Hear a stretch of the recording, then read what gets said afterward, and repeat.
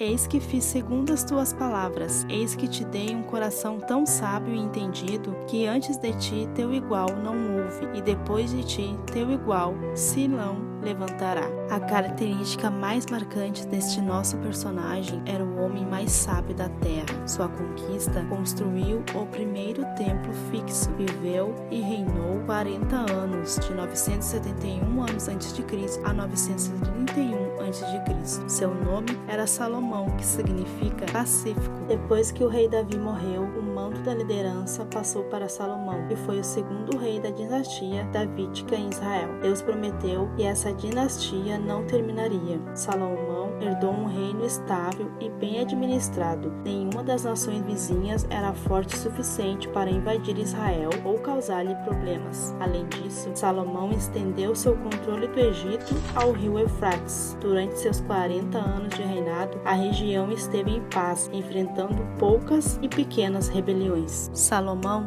o terceiro rei de Israel, era filho de Davi e Betseba. Seu reinado de 40 anos sustentou a nação com uma grande influência na região. Sua sabedoria e vastamente conhecida, ele foi o homem mais sábio de sua época e escreveu milhares de provérbios. Também foi um construtor não só do templo, mas também de palácios para si mesmo e para suas mulheres. Salomão mantinha um extenso exército de carruagens, porém com diplomacia vivia em paz com as nações vizinhas. Além disso, foi o único rei hebreu a ter uma frota de navios mercantes. Contudo, apesar de inimaginável riqueza, seu reino sempre estava precisando de dinheiro, devido à vida suntuosa que Salomão levava e às construções que erguia. Para arrecadar valores, ele taxava seus súditos pesadamente. A ascensão de Salomão ao poder. A ascensão de Salomão ao trono não se deu sem incidentes. A princípio, Davi não o reconheceu como seu herdeiro. Adonias começou a preparar a sua coroação enquanto Davi sucumbia. O profeta Natã e Betseba lembraram Davi da promessa que ele havia feito sobre Salomão por ser o próximo rei. Então,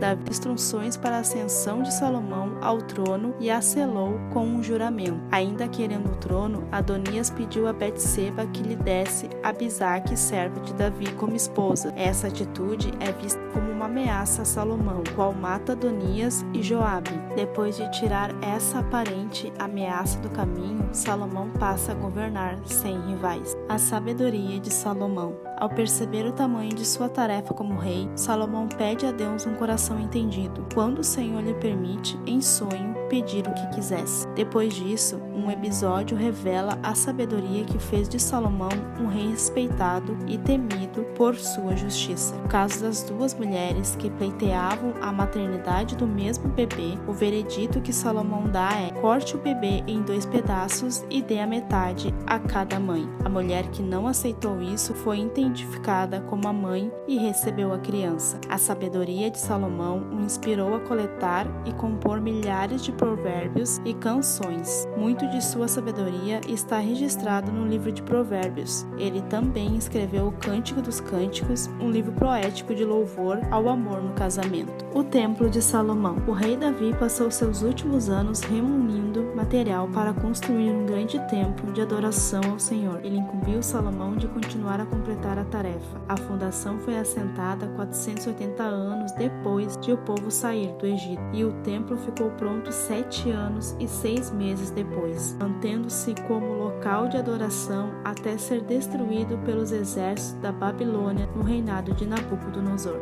A riqueza de Salomão. O comércio de mercadorias foi uma das forças de Salomão. A posição estratégica de Israel como ligação entre o Egito e a Ásia permitiu que Salomão estabelecesse o controle das rotas das caravanas. Ele também construiu navios que monopolizavam as linhas marítimas. A receita anual de Salomão era de 25 toneladas de ouro. Devido a essa riqueza, a prata não valia nada em seu reinado. O governo de Salomão. Durante o esvaziamento de poderio das duas superpotências da época, Egito e Assíria, Salomão pôde manter e até expandir o grande império herdado de seu pai. Ele conseguiu isso fazendo alianças com as nações vizinhas, algumas vezes seladas com casamentos e mantidas por um grande exército que estava sempre de prontidão, mas que não entrou em campanhas militares significativas. Por conta de sua sabedoria e seu poder, reis e rainhas como a rainha de Sabá iam prestar-lhe homenagens e levar presentes.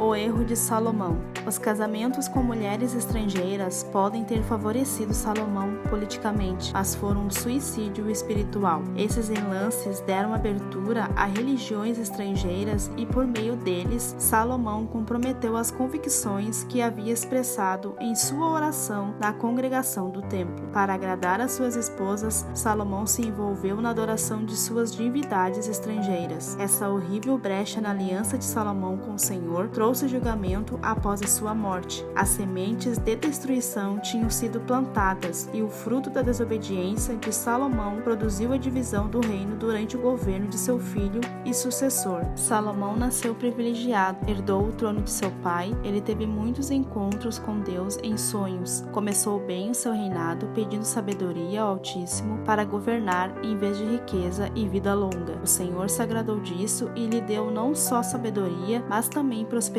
Salomão cumpriu o pedido de seu pai e construiu o templo. A sua oração de consagração no templo revelou um coração para Deus e desafiou o povo a andar nas leis divinas. Porém, diferente de seu pai, Salomão não se manteve comprometido com o Senhor. No fim da vida, suas esposas estrangeiras viraram seu coração para outros deuses. No livro de Eclesiastes, Salomão mostra o alto preço que ele mesmo pagou por se apartar do Todo-Poderoso e também descreve a miséria e a desesperança de se viver longe dele. A vida de Salomão se iniciou com uma grande promessa, mas teve um fim trágico. Lições de vida de Salomão. A sabedoria é mais desejável do que o conhecimento. Quando Deus lhe deu a oportunidade de pedir o que quisesse, Salomão solicitou sabedoria, nem riqueza, nem longevidade. A sabedoria é a capacidade de aplicar o conhecimento que se tem e o entendimento de fazer a vida valer enquanto dure. Ao tomar as decisões diárias, peça sabedoria ao Senhor. A real felicidade só encontra no conhecimento de Deus. O rei Salomão procurou propósito e sentido em sua velhice. Ele experimentou e teve de tudo, mas concluiu que o verdadeiro sentido da vida em um relacionamento com o Senhor. Disse-lhe Jesus: eu sou o caminho, a verdade e a vida. Ninguém vem ao Pai senão por mim. Se você ainda não reconheceu Jesus como seu Salvador e Senhor, faça-o agora e experimente o real significado e propósito de sua vida. A felicidade verdadeira só vem de uma fonte, Cristo. As más companhias corrompem os bons costumes. Salomão casou-se com mulheres estrangeiras por capricho próprio e para formar alianças com países vizinhos. Logo, ele estava fazendo concessões e comprometendo sua fé. Peça a Deus sabedoria para buscar apenas relacionamentos que o manterão perto do Senhor.